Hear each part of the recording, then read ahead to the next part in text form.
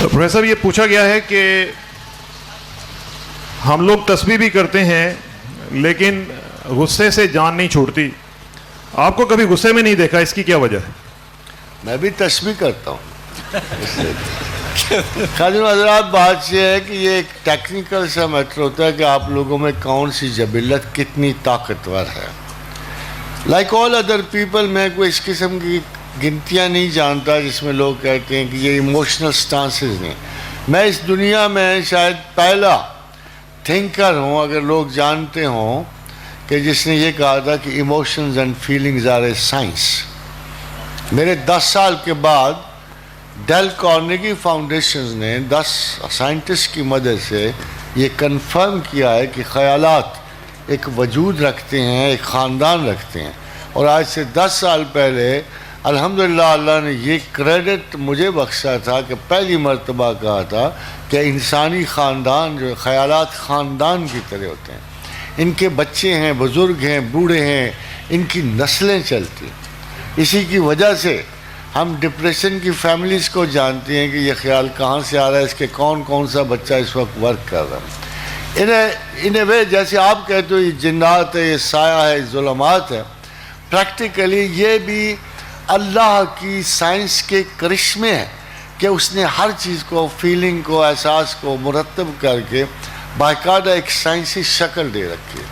ایسی چیز کا جس کو ہم نہیں جانتے ہوتے, ایسی فرسٹریشن کا جو ہمارے اندر سالوں سے موجود ہوتی ہے مگر ہم اینالائز نہیں کر پا رہے ہوتے ہیں. نفرت, حقارت, یہ سارے بیسیکلی تو انسان جو ہے حدیث کے مطابق اور سائنس کے مطابق مہینے برتھ کے 3 مہینے میں مکمل ہو گیا ہوتا. اللہ کے رسول کے حدیث کے مطابق 120 دن کے بعد روح اس میں ڈھل آتی ہے اور وہ تصادم میں خیر و شر شروع ہو گیا ہوتا ہے.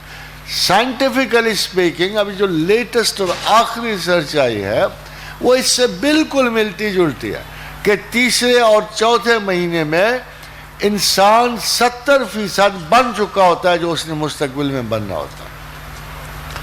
اب یہ تمام کنڈیشنز جو ہے یہ پریکٹسز میں جاتی ہیں, اور جب پریکٹسز میں جاتی ہیں تو جو کیفیات ان احساسات سے جو بچپن میں ہم نے رجسٹر کیے ہوتے ہیں, 9 برس تک انسان کا ٹراما موو کر رہا ہوتا ہے, وہ ہمیں جا کے ہم اثرات پہچانتے ہیں مگر اوریجنز نہیں پہچانتے.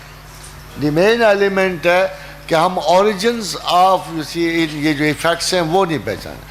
اگر ہم کازز ڈھونڈیں تو ہمارے لیے جینا آسان ہو جاتا ہے.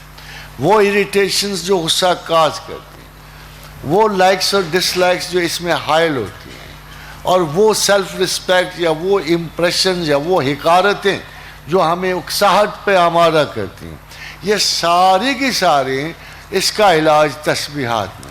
کیونکہ تسبیح زبان سے اترتی ہے, دل میں جاتی ہے, رگے خون میں جاتی ہے, اور پھر یہ آپ کے جین تک پہنچتی ہے جہاں آپ کا وہ میک اپ ہوتا ہے. جیسے میں نے آپ سے, انسان آزاد نہیں ہوتا, آپ کی خصلتیں آزاد نہیں ہوتی, آپ کی عادتیں اپنے پیرنٹس سے جدا نہیں ہوتی, اپنی نسل سے جدا نہیں ہوتی, آپ کے حاضر کے معاملات سے جدا نہیں ہوتی. تو یہ اتنا بڑا ٹیکنیکل پروسیس ہوتا ہے, اور اس پروسیس کو ابھی جو میں آپ کو بتاؤں اس کو یاد رکھیے کہ اللہ نے کہا کہ میں نے یہ کائنات بنائی, اور میں نے ستارے بنائے, اور میں نے ان کو گردشوں میں سنوارا, اور میں نے ان کو توازن بخشا, اور یہ ٹل نہیں سکتے, اور اگر یہ ٹل جائیں تو ہمارے سوا ان کو تھام نہیں سکتے. بہت امپورٹنٹ, اگر یہ ٹل جائیں تو ہمارے سوا ان کو کوئی نہیں تھام سکتا. جس اللہ نے آپ کو بنایا ہے, اور اگر آپ کی تخلیق میں, آپ کے عناصر میں توازن رکھا ہے, اور اگر یہ توازن نہیں ہے, اگر آپ آسن تقویم نہیں ہو, اگر آپ کی خصلت اور عادت اور جبلت میں توازن نہیں ہے, پھر یاد رکھنا کہ اللہ کے سوا سے کوئی سیٹ نہیں کر سکتا. اس لیے یہ جو تسبیحات, یہ اذکار ہیں, یہ ہم اس لیے دیتے ہیں کہ وہ بگڑا ہوا توازن جو ہے آپ دوبارہ اس فسوہا کی حدود میں ہو، نفس وما سوہا، تاکہ آپ کا نفس، آپ کی عادات، آپ کی اشکال دوبارہ اس توازن میں آ جائیں، اور اس کے لیے آپ کو کسی مکر و فریب کی ضرورت نہیں، کسی انداز جعلی کی ضرورت نہیں. آپ کو ایک نیچرل معتدل انسان کی شکل میں خدا دیکھنا چاہتا ہے، اور یہ صرف تسبیحات، اللہ کی یاد ہی آپ کو اس مرحلے تک لے جا سکتی ہے. یہی فائدہ ہے تسبیح.